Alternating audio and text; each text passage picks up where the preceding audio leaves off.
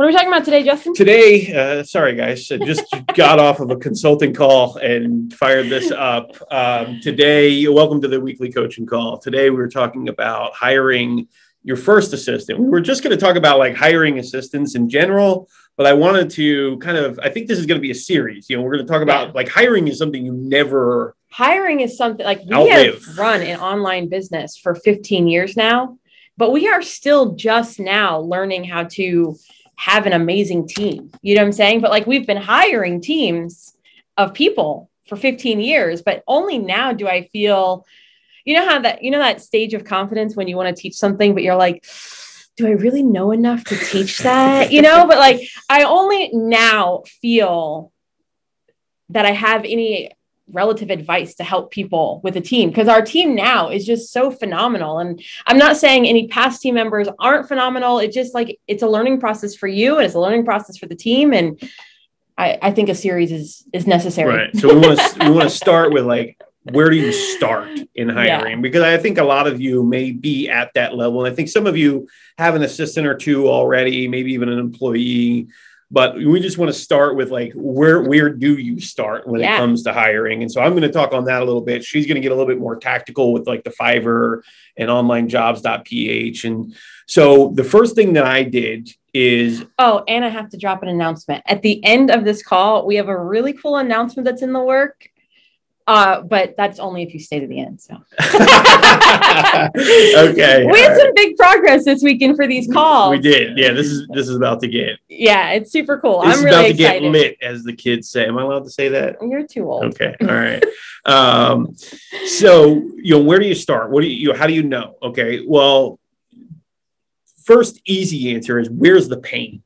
What are you like absolutely hating to do? For me early on, and please don't take this the wrong way, because I know all my customers are on here and I don't mean it this way, but it was customer support. And it was not you guys. It wasn't you guys. It was, the refund requests, the chargebacks, the complainers, really in our industry, you have a lot of people who are like serial refunders. And so they come up with like any excuse at all. Like I've literally had someone tell me, hey, I need a refund because I can't pay my cable bill, or they wanted to pay their cable bill instead of our product. And it's like, I just had to like put a wall between me and that. Today, I'm a lot better at it. And I have to jump in for other people on the team who don't have the thick skin. I have to jump in there because it just doesn't do anything to me anymore. But in the early days, that was like soul crushing. Like, this is something it's like your baby. You put your blood, sweat, and tears into just producing something that you feel is so helpful. And then to just like get some of the soul crushing emails that can come in is hard. So to me, like customer support is easy. Now, as an agency, it was a little different because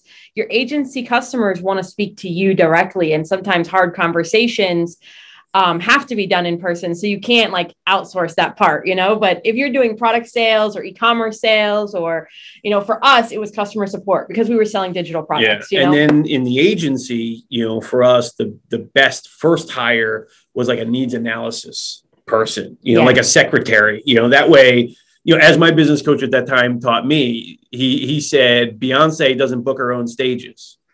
And that was like this lesson, could you imagine Beyonce like calling up the hotels, hey, I'm Beyonce, how many rooms do you have? I need a stadium with 300,000 people. That would just be so, it would just ruins the whole perception of everything. It ruins the whole being on stage, the lights, the glitter, all of that, and so in the agency, in the service world, you really need that like assistant, I hate to call it a secretary. I know that's like not political correct anymore, but you need that person who's going to field the calls, who's going to be that layer between you and the client, who's going to ask the preliminary questions, and then who kind of sets you up as the expert to get on the call, because then they're, oh, wow, this person's on the phone with me, and so those are a couple of the first hires. But, James Schramko took me through an exercise, it was like a hiring matrix.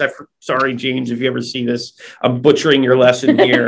But what he did is he made me, I think I had to like fold a piece of paper a bajillion times, and it made all these little boxes on there. I think you fold it like 8 times, right? It puts all these boxes on there. And then in each box, I had to write a job. And he was like, look, you don't have to do all of these right now. Technically, you are doing them all right now, but just write out every possible job that could exist in your business. And then, so I did all of that. And then he was like, okay, just pick a box, just pick one of those boxes that you don't want to do anymore. Like, label the ones you like doing, the ones you don't like doing, and just choose that one. So it doesn't have to be that hard about picking. Just find one and get that one outsourced. And then, for me, the way I teach it to the team is when you create your task list for the week, it's the one that keeps moving to the next day. Yes. You know what I'm saying? It's that one that you're like, oh, I didn't get to that. Darn, I'll do it tomorrow. So it's not so urgent that you had to get it done that day, but it is something you still need to do to keep your business moving forward. And it's clearly something you don't like to tackle right away. So, the next time I do it, I then just record myself doing it and say, hey, this is now your job. This is what I want you to do from now on. And that's literally how I started especially as our team started growing, finding where the tension points are or the bottlenecks to find out who do I need to hire for this problem so that I don't have to tackle that problem ever again. Because that's our new problem is we're now trying to teach our team to have a team, right. And trying to teach them to I had to stop holding on to all the work. And now if I'm going to create managers in my company so that we can grow, I have to teach them all the things I had to learn. You have to let go. You have to hire a Fiverr gig. You have to do these things. So there's two images that I like to just hold. One of them that I always use with Graham is a basket. He's a basket hoarder. So he has this giant basket of tasks and he just hoards them all in his basket. Right. And I'm like, no, give some of those to other people. If they fall out, don't pick them up. Yeah. Let somebody else pick them up. Let's figure out what falls out so that somebody else can pick up that task. And then the one that was taught to me when we were first starting and I was just so overwhelmed with work is monkeys on your back. And a lot of team, especially when you hire your first person, is they're going to send back work to you. And now that's called passing the monkey. And you're just passing the monkey back and forth until somebody finally gives the monkey away. Right. And so what that looks like is you may say, hey, I need this job done. I need you to reports every Friday. And then they'll come back to you and say, well, how do I do that job? Yeah. And here's how you do it. It didn't work that way. And it's so you have to learn how to. This is your monkey. If it misbehaves, you have to solve it. You know what I'm saying? And so that even solving the monkey's behavior is still on you. I taught you how I do it. If something breaks, find a new system to fix it. Because I promise you, if you go down and no, trash talk to any of the checklist people out there, there is I'm a checklister. SOPs, checklists. There you do need them. However, if you are not careful, you will be writing hundreds of checklists, and then you write a checklist, and then you find out that one of the items changed, and so now you have to rewrite the checklist. So you need to be enabling them to write the checklist. It's their job. They have to do all of the job, even the figuring out the problems of the job, because it's not your job, it's their job. So, and you're happy. I tell them now, I'm happy to help you choose a solution once you've found a solution that works for our business, especially when it comes down to money and budget, right? Mm-hmm. Everyone's always I don't know how to choose. So money always comes back to me, but I'm happy after you figure out how to solve the problem. I'm happy to help you choose which solution best fits our team, but only when you found a solution. Don't just bring the problem, look for a solution. And so that's sort of empowering them to own their role completely. And if my solution, even when I hand off the checklist to you, how I do something is very different than how Justin does things. And so if we were to write the same checklist, even for something as simple as a peanut butter and jelly sandwich, I promise you it'd be different. And so because people be putting grape jelly on them things. Jelly first and then peanut butter. No, I'm just kidding. So anyhow, how the checklist is created is not the problem. It's making sure the checklist has everything you want on it. So when I shoot a video, I always start with, this is what the outcome needs to be. Mm-hmm. This is what I'm going for. Here's how I'm currently doing it. If in the process of you taking this over, you find a better, faster, easier solution, please change this video. Even possibly a different way. And that's the thing. We'll get off the lessons here in a little bit. We'll get a little tactical here and then we'll open up for questions. But the one thing that I have learned is you have to, if you don't want to continue doing the work, If you really want to have somebody else doing it, you have to let go of them doing it your way. Yeah. They need to learn how to do it their way, and you have to give them that space. Sometimes, even though you see them about to make a mistake, sometimes you have to let them make that mistake, because until they do, they still think their way might have worked. Yeah. And so then they're still not going to, they're just going to say, oh, well, I'll just do it his way. And every time I need to make a change, I'll just ask him if he wants it done that way. And now you've just pivoted that person from owning that role to just then asking you for permission for everything. So don't go that way. So sometimes you have to just, you have to eat it a little bit and let them make a mistake, and then be there for them. Say, I wanted to let you do that because I want you to see that you really do own this role. This is on you. And I want you to see that I'm not just going to fire you just because you make a mistake. It's okay. But we do have to fix mistakes, right? We can't just let them and not stay. Repeat them. And so here's what I would have done. Here's why I would have done it this way. Now here's what we're going to do to fix this. And so you become their coach at that point. And that's really the mindset you need to be, is you need to be a coach, not a boss. I'm telling you, if you're a boss, you're going to have a hard life. It's a whole different model. You got to learn how to burn and churn. But if you're going to be a coach, you're going to have a lot better time. You're going to have people that love working for you, and they're going to want to stay with you. So Liana has a really good point I want to make sure we touch on, because she said, I like to put in an estimated amount of time it should take. That way, if I feel it's taking too long, I can step in and tell them, like, I think it's taking too long, right? Or I can redirect them and give them guidance. So that sort of goes along with some of the tips I'm going to talk about when we hire in different places. But yes, definitely include a time. When I'm training someone, like, I'll tell them, creating a landing page, especially after I've mastered the platform that we're building landing pages on, should take no more than 2 hours. I have to jump in here and say that is the cutest page.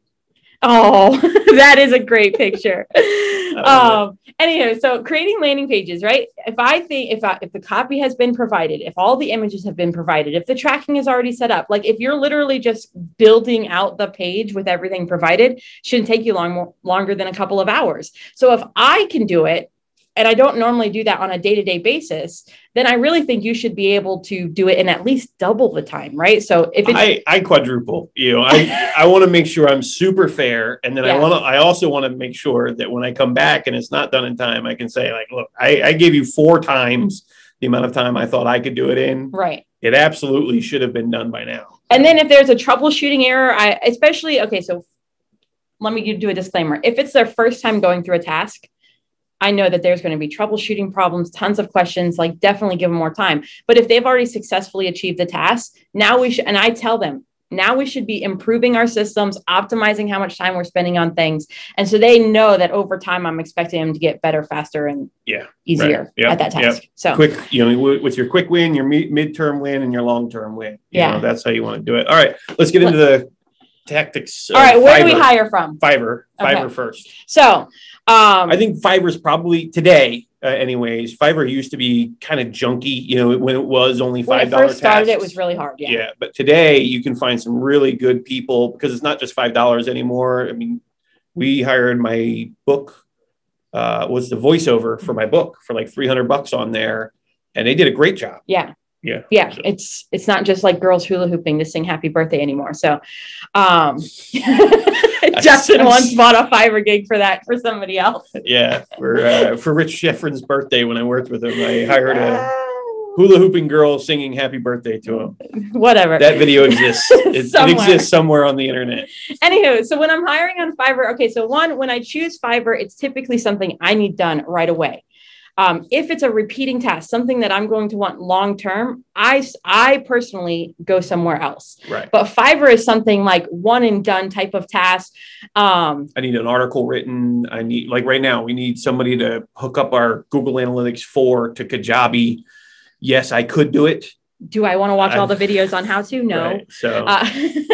So we're finding somebody that has already paired those two things together, so it's more things that I need done right now. And then typically when I'm choosing things that need to be done right now, I'll PM them. This was a hack that Graham gave me. So instead of shopping, one, search for the task you're looking for, and then filter by like tier 1 and tier 2. Tier 1 and tier 2. Yeah. I was trying to remember what the filters are. But also sort by price. So search for what you're looking for. So like I would do Google Analytics, right? Yeah. GA4 specifically. Google Analytics 4. Then select only tier 1 and tier 2 sellers. I'm sorry, all the other ones. Sometimes I'm willing to give a new guy a shot, but sometimes I just need to hire the right guy, I think it depends on the task. It Article does. Writing, somebody new. GA4, probably not. So select your tier 1 and tier 2 sellers. Okay, so now you know you at least have the good ones there. But one of the things the Fiverr people do is sometimes they will increase their price when they want less work, and then they'll decrease their price when they want more work. So if you sort by price, you'll find the good ones who are, hungry for a job right now, Right. And so sometimes you can find like $200 work for like $50 because they're trying to fill up their work again. Right. And they don't realize they're shooting themselves in their own foot by just having a consistent price and hiring around them. But another tip that Graham gave me is that he'll choose like 3 or 4 people, like after he's filtered, he'll say, all right, I think I want to test these 3 people, and he'll private message each one of them. And it's the first person that gets back to him. So he even watches, there's a feature that shows if they're online now. And so a lot of times people will get work right now today for top dollar, just because they have somebody monitoring monitoring, they're active online. Yeah. So that feature is actually super helpful, because if you can get them to answer the question. So he starts with something simple. We always do like 1-line questions, like, are you available within the next 24 hours? And if we get a yes right away, then he does some qualifying questions, like, have you ever done this before? Who have you done it for? And then he starts to qualify them before buying. Right. So 1, we know they're available right now. 2, I can qualify them because they just answered me and I know they're right at their computer. So I'm not waiting for the back and forth. And that's often why I go to Fiverr, is because I need a right now task done, not an every week task done. So that would be my 2 tips for Fiverr, is definitely filter and then qualify. Yeah. So have some qualifying questions. How would you know if somebody has paired the 2 before? And so for me, especially for pairing GA4 with Google Analytics, like, I know I need event tracking. I know I need these certain qualifiers. And if they can answer that for me, then I'm like, okay, you're hired. Yeah. Biggest tip I would say, if you do anything in this job, if we teach you anything in this lesson, make sure you know the end in mind. What is the very specific outcome you're looking for? And if you don't know that yet, then you're not ready to hire yet. They're probably not going to know it. There's no way you're going to give them a goalpost that keeps moving, you know, and so you need to know the end in mind. The next one that we use the Philippines a lot. Now, we have people working for us in the US, Scotland, Australia, Hungary. Yeah. There's people all over the world that have worked for AdSkills. But we started with so for those of you that don't know, we used to have SEO Lies and sitefling.com. Right. And we started with like an SEO service. Justin wrote an SEO Lies book, and we used to just have this service that got you ranked on the first page of Google. And so we had we crushed the first page of Google. Like, it wasn't just one ranking. It was multiple. 10. But good luck with that these days. There was definitely some slaps in the process, and why we don't still have that business, but whatever. But what we did is we hired team members to monitor each section of the business. So like each part of that SEO process was done by a different team member. And even still to this day, like, we have video editors, graphic designers, social media people, customer service people, like all kinds of our team. I'm the godfather of one of their children. Yeah, it's pretty crazy, you know? It's crazy. Anywho, when I'm hiring through, I prefer online jobs. 1, because I get more information. Like, most of them in online jobs have like pre-qualified themselves by taking some tests to let me know that they've completed them. They have a profile. I can see, how much care did they put into their profile? Did they just put like, I'll work and do whatever you want for whatever dollars per hour? Or did they actually list out we're talking about online jobs. Online jobs. Okay. Yeah. So you can actually view profiles. That's what I like about it, is I just get to know a little bit more about them before going into the interview phase. And really, I'm just qualifying based on how much have they done in their profile to show that they really want a job. Second is your listing. I think my best listing title to date is Google your best friend.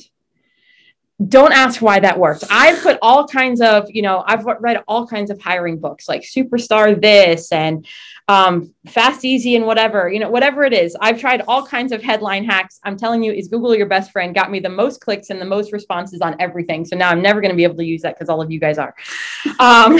But I was hiring a customer support person and an assistant, and I wanted them to be able to solve problems without coming to me. Mm-hmm. And so they needed to use Google as their best friend to go out and find solutions for answering customer support tickets. And so that was one of my things. And in their responses, they had to reply with, what do they use Google for?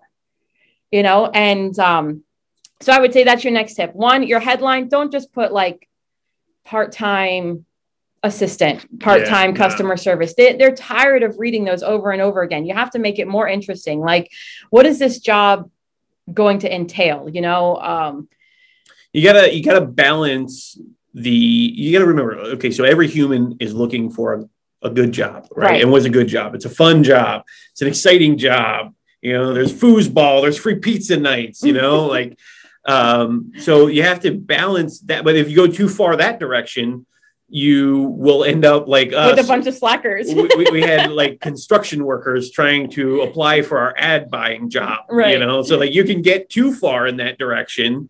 So then you also have to balance like the legalities of like making sure you're fair and descriptive in your job and things like that. So you got to kind of walk a line, but you got to remember, like, they're looking for something a little unique, a little different, and you're trying to attract the best talent. Right. So you have to do something different than everybody else. So you almost have to do customer research like you would do for for ad campaigns, but for the team member you want. Right. So like when I was looking for a customer support person for AdSkills, I was like, well, what do I really need them to do? I really need her to be able to, one, learn all of our different softwares, our checkout cart software, our membership site software. And she has to be able to troubleshoot that without coming to me all the time. Like, I'll give her the initial training, but if something changes, I need her to solve it. Yeah. And then also I needed her to be able to research like our Slack group for answers and find in our members area what video covers, Google Analytics 4 or whatever it is. So I needed her to have a research capability. So that's why I did like, are you a tech savvy person with Google, where Google is your best friend or something like that? And we did the same thing for our videographer. Is we didn't say, seeking full-time video editor. We did YouTube addict. I forget what we did. YouTube addicted video nerd or something like that. You know what I'm saying? Like, we went with a personality type in our job title. We wanted a video editor that like was hanging out on YouTube all the time. And they already knew like what was cool. What's a on good YouTube thumbnail? What are YouTube trends? What are, you know what I'm saying? Cause like, I don't want to just publish just my face. Right. Well, we're 25 minutes in. I know I'm supposed to be done. I want to get the questions. So let's just your 3-phase system, your interviewing system for. Okay. So one, in your job listing, one cool headline in your job listing, they must respond and answer questions. If they just say, hi, I'm interested, deleted. So have 2 questions. One would be like a personality type question, like what makes you a video addict or whatever. Mm-hmm. And then the second one is a task oriented question. So like when I was hiring for customer support, I said, in September, I'm going to be traveling for this conference, find 3 hotels or 3 overnight stay options, and so really I told her we were going to Traffic and Conversion Summit in September, right? So she had to then go look up the dates, find the location, find me an Airbnb and a hotel option, and then send it to me. And that's literally the task she did. And it maybe took 15 minutes, but I needed to know she could actually deliver. And that's what I'm looking for in the qualifying questions. I'm a little bit about them and a qualifier. Moved her up to the next level, which is, hey, you've done a great job so far. We'd love to meet you in person, but here's a couple quick questions. And actually in our members area, Eric has a really good process for getting a video response on this. So please go watch that lesson. Mm-hmm. So he just gives you you send them a Lumen video like, hey, I'm Chaunna. I run AdSkills. I'm definitely interested in hiring you. Here's a couple quick questions before I schedule our interview. And then it's question, and they have to reply in a video. That's your next filter. And then your third filter is actually meeting in person. And I typically have them meet with Graham, not me first. And then lastly is like, you're hired. And that the last call is with me once it's a yes. That's one last thing I would mention is try to get somebody else involved in your interview. even if it has to be, like even it has to be your mom, even if it has to be your husband, a friend, a cousin, message someone in Pro League to help you. Like, that's what Pro League is for. Like, get help. Because you're so close to it sometimes and you won't pick up on things, and they'll treat it a little bit differently. So just getting somebody else involved who equally cares really helps a lot, because they will hear things and then you and them can talk together and say, well, what do you think about this person's? What did you get? Oh, I heard this. And that's been a big game changer, is getting somebody else. Because your emotions take over. Like, I once got on a video call at the 3rd tier and the girl was literally like in a plywood shack with like a metal roof. And I was like, so emotional. Like, I wanted to hire her just so that she didn't have to do interviews in a video in a shack. You know what I'm saying? I remember this. And I remember having to tell Chaunna, like, look, we can help her. Like, I'm happy to send her some money, but we don't have to hire her to help her. Right. Because she wasn't a fit based on the other actions, but my heartstrings were pulled so hard in that interview, just seeing her setting, that I was like, we have to help. So like, we did find her a job through other people at a skill she could do, but she wasn't right for us. And so having other people in that process helps you separate your emotions from logic in the hiring process. Yeah. So that's our tips. Right. We'll definitely have to do a series, because clearly we have a lot to say. We'll definitely do a series. This is a topic that goes on and on and on.